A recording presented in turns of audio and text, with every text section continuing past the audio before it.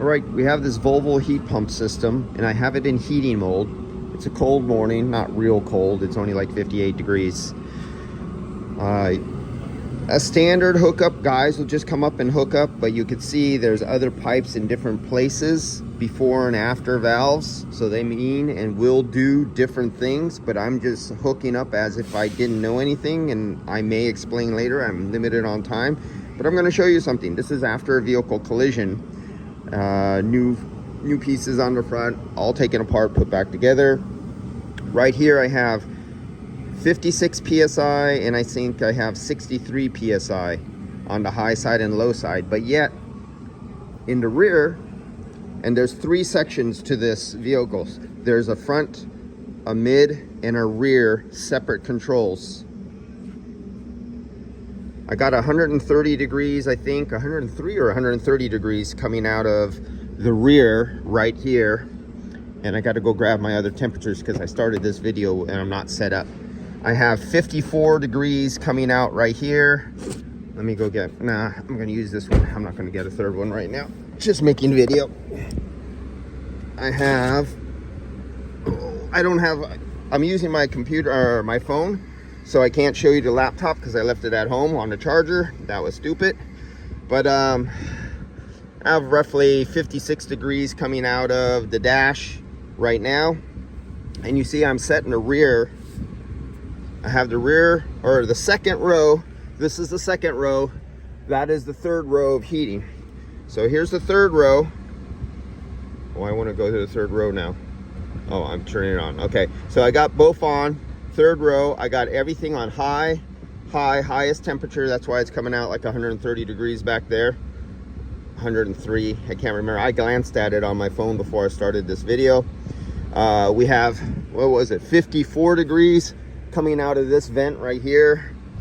And since I'm shooting this video, I can't read this, but it's also probably 54, but I have it set on high. Let's go to the main climate system. Now we're in the front. You see the AC is not on, it's not on recycle, and I have it set to high temperature, but I have cold air. It is not following the commands. Now, this vehicle was dead, battery was removed, battery was allowed to die on the vehicle. You could set dampeners out of position, control units lose their memory, and they have to be retaught or relearn again. I can't even use this. So, yeah, I got some coal here. I got cold here too. Both of these are cold. And this is the liquid line. But you see it comes after this expansion valve.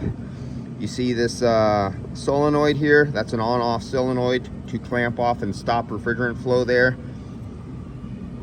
We have a glycol plate heat exchanger. You see the expansion valve right there? Got an expansion valve right there. My fingertips are on this liquid line. It's cool. Suction line. I only could reach the suction line at the compressor. You notice the engine isn't running. The engine has never turned on, but yet we have 100 and some degrees coming out of the rear. So this is one of the things, especially after a body collision, when batteries were allowed to go dead, and maybe the main even battery, the drive battery might have gone dead, had to recharge. It messes things up on some cars. Some software gives you limited. Let's go on faults. It's probably going to look like a Christmas tree because it's just been in a collision. This is why heat pump systems, this is a heat pump. It does heating and cooling using electricity and compressor. This is why you charge like 2.3, 2.7 hours when you do an AC system, especially with diagnosis. I'm just doing the AC recharge. This is insurance work. If they want to do the diagnosis and repair and reflashing or resetting blend door dampeners that were shut off and lost their memory because they lost their 12-volt system and lost memory, so they can't control where the heat comes in and out, or a module is no longer activating because a 12-volt, or in some of these cases now on the newer vehicles, 16-volt, 24, 48-volt systems were allowed to go dead and were improperly jump-started, or memory battery was not put in while they were disassembling, or whatever kind of vehicle manufacturer's instructions say to do. you will have to charge an extra hour, 2 hours to go through the whole system just to get it back up and running. As you can see, this vehicle, after being put back into operation, put back together, it's completely filled. I just put in 975 grams of refrigerant in the system, and the heating is only working in the rear. So this is diagnosis time. You charge more for that. We'll get to that later. This is why heat pump systems are not the same as AC systems. Now I'm going to jump into cooling, and let's go cooling, recycle, get this sucker really cool. Let's go to the rear system. And it's too bad I didn't have my laptop so you could follow the temperature on these things. Now I'm going to take to low, low, close, go back to the main. And now we should start seeing some temperature changes and pressures. You won't see it because you can't see the screen on my laptop. And oh yeah, we got a Christmas tree going on here. So I don't know if you could hear it, but the compressor is winding up because I'm calling for cooling in all 3 rows.